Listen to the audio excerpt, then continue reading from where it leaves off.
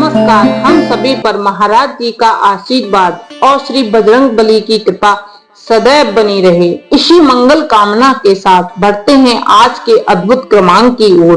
प्रिय भक्तों, आपने नीम करोली बाबा के चमत्कार और किस्से आपने भी खूब सुने होंगे, लेकिन क्या आप जानते हैं कि महाराज जी ने ब्रह्मलीन होने से पहले अपनी शक्तियां किसे सौंप दी थी?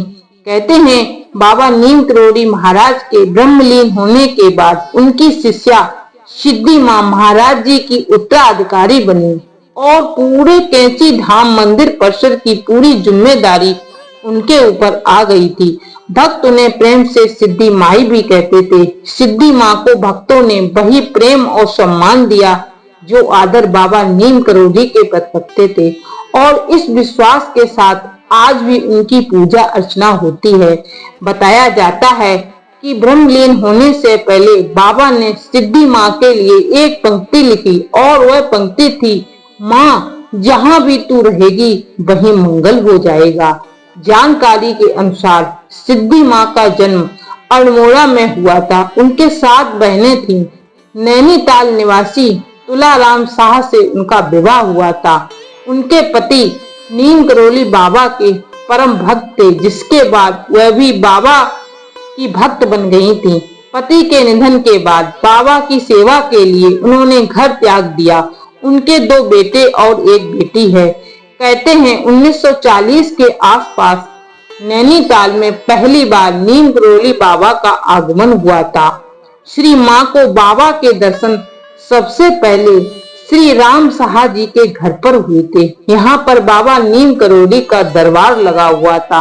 श्री सिद्धि मां अपने विवाह के कुछ दिनों बाद ही आप पड़ोस की महिलाओं के साथ वहां गई थीं, और उनको देखते ही महाराज जी ने दरबार में आपकी दिनचर्या का बखान करते हुए बताया कि आप किस प्रकार गृहस्थ के समस्त कार्यों को सुचारू रूप से करते हुए निरंतर भगवत भजन किया करती हैं। और बाबा ने उस वक्त कह दिया था कि वृंदावन आश्रम में माँ के लिए एक कुटिया बनेगी।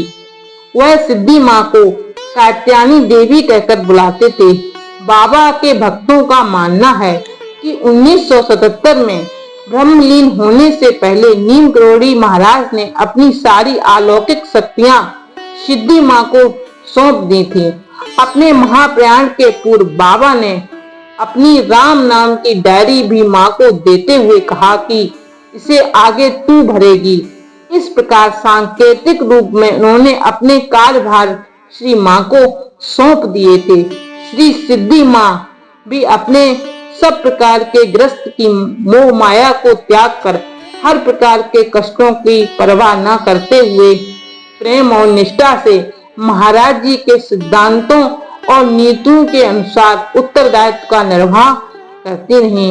बाबा की शिष्या व उत्तराधिकारी रही सिद्धि मां हर सप्ताह और शनिवार मंगलवार को कैंची धाम में भक्तों को दर्शन देती थी।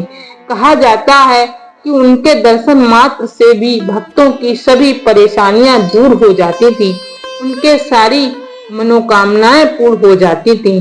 सिद्धि मां नीम करोली बाबा के देह त्याग के बाद अक्सर कहा करती थी कि महाराज जी अब भी हमारे बीच मौजूद हैं और हमारे सभी क्रियाकलापों को देख रहे हैं और हमें निर्देशित भी करते हैं। उन्होंने 1980 में ऋषिकेश में आश्रम बनवाया था। बता दें, नीम करोली महाराज के देश और दुनिया में कुल 108 आश्रम हैं। इनमें सबसे बड़ा कैंची धाम और अमेरिका के न्यू मैक्सिको सिटी में स्थित टाउन आश्रम है।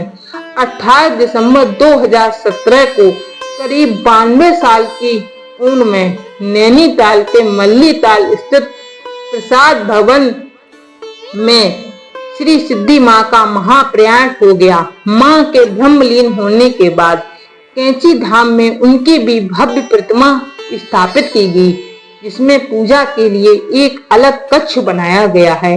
कहते हैं सिद्धि माँ से अगर कोई भक्त कुछ मांगता है तो उसकी आशाएं निश्चित तौर पर पूरी होती हैं। 28 दिसंबर को हर साल उनकी पुण्यतिथि पर कैंची धाम में एक बड़ा विशाल भंडारा भी होता है। किस्मत बदल देने वाले चमत्कारी बाबा नीम करौली महाराज के देश और दुनिया में आज भी लाखों करोड़ों अनन्य भक्त हैं। कहते हैं बाबा नीम करौली को अपने प्रचार पर सख्त नाराजगी रहती थी। लोगों में अपनी मान्यता पर रोक लगाने की एक युक्ति भी बाबा जी के पास थी। वो अपना प्रचार नहीं होने देते थे। इस हेतु बाबा अपने भक्तों जो लोगों से जाकर उनकी प्रशंसा करता या उनके बारे में अधिक जानकारी बढ़ाने का प्रयास करता तो वह उसे अपने पास अधिक समय तक नहीं रहने देते थे। बाबा कहते अगर आदमी हमें जान जाएगा तो दुनिया हमारे रोम रोम को नोच कर ताबीज बनाने में लग जाएगी।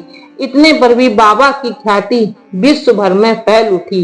बाबा के भारत के कोने कोने और विदेशों से आए प्रतिष्ठित व्यक्ति दर्शन मात्र से ही उनके भक्त बनते चले गए और उनकी पूजा आराधना करने लगे। बाबा कभी भी अपनी पूजा नहीं होने देते थे। वह हमेशा कहा करते जो भी मांगना है बजरंग बली से मांगो और उनकी सेवा आराधना करो। ऐसा भी प्रायः देखने को आता है जब कोई बाबा का पूजन होता था वह किसी न किसी से वार्ता में व्यस्त होते या स्वयं अपने में खो जाते। बाबा अपनी लीला काल में हनुमान जी के अवतार माने गए हैं और इसी रूप में पूजे भी गए हैं। बाबा के पूजन में आपने देखा होगा कि हनुमान चालीसा या सुंदरकांड का पाठ किया जाता था। हनुमान अमर कहे जाते हैं। बाबा का महाप्राण अपने को जन दृष्टि से ओझल करने की एक अनोखी लीला ही है। लोगों को प्रत्यक्ष रूप से दर्शन आज भी दे रहे हैं और उनकी मनोकामनाएं उनकी इच्छाओं को पूरा कर रहे हैं। बाबा जी हमेशा कहा करते जो हमारी फोटो के सामने आ जाता है वह हमें दिखाई पड़ जाता है। इसी के साथ इस वीडियो को यहीं समाप्त करते हैं। फिर आएंगे बाबा जी की एक नई वीडियो के साथ। वीडियो अच्छी लगे तो एक लाइक, हाँ अगर चैनल पर पहली बार आए हैं तो सब्सक्राइब करके अवश्य जाइएगा। मिलते हैं अगली वीडियो में। तब तक के लिए आप स्वस्थ रहें, आपके माता पिता स्वस्थ